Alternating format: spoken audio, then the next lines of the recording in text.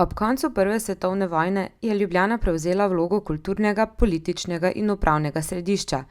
In kdo si ne bi želel biti del tega? Nov živahni mestni vsakdan in vrvež številnih ljubljanskih gradbišč sta spodbudila čedalje več vasi, da so se priključile mestu.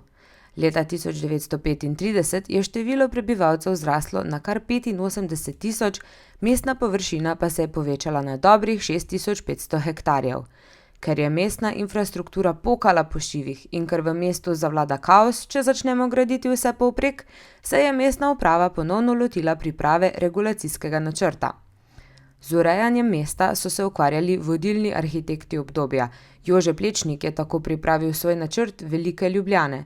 Zgledoval se je po urbanističnih principih slavnega mojstra secesije Ota Wagnerja, svojega nekdanjega profesorja, in njegovih načrtih za Dunaj. Mesto je zasnoval kot koncentrično mesto, ki se iz starega historičnega jedra radialno širi navzven. Veliko velikih arhitekturno obarvanih besed, a če pogledamo načrte, nam je vse hitro jasno. A žal je ta načrt padel v vodo. Urbanistični razvoj mesta sta med obema vojnama urejala še vedno veljavni regulacijski načrt iz leta 1895 in stavbni red za Kranjsko iz istega leta, in oba dokumenta sta bila že zastarela. Mesto se je medtem že razširilo daleč preko meja, ki so bile začrtane z regulacijskim načrtom iz leta 1895. A upanja na hitre rešitve ni bilo. Saj veste, birokracija. Leta 1940 je mestna občina razpisala splošni jugoslovanski natečaj za izdelavo idejne skice. Na natečaj je prispelo 12 projektov. Prva in druga nagrada nista bili podeljeni, tretjo nagrado je žirija podelila zagrebškemu arhitektu Velimirju Jamnickiju za popolnoma tradicionalen regulacijski načrt brez vizije prihodnjega mestnega razvoja. Povsem drugačni pa so bili odkupljeni projekti mladih arhitektov.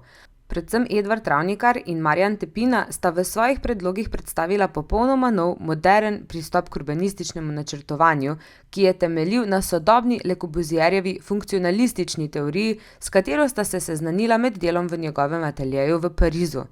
Osnovni cilj funkcionalističnega urbanizma je bil ustvariti red v mestu z njegovo delitvijo na 4 osnovne funkcije: stanovanje, delo, rekreacija in promet. Na kratko, prebivalcem bolj naklonjena vizija. Na osnovi natečajnih projektov je žirija izdala smernice za izdelavo splošnega regulacijskega osnutka in jih predložila mestnemu gradbenemu uradu. A ves trud je bil zaman, zgodila se je nova vojna. In ko se je končno končala, so predvojni predlogi ostali globoko v predalih raznih mestnih uradov. V prvem desetletju po vojni so se morali arhitekti ukvarjati s popolnoma novimi nalogami, predvsem z obnovo mest in podeželja, reševanjem stanovanjskih problemov in izgradnjo infrastrukture, ki jo je vojna razrušila.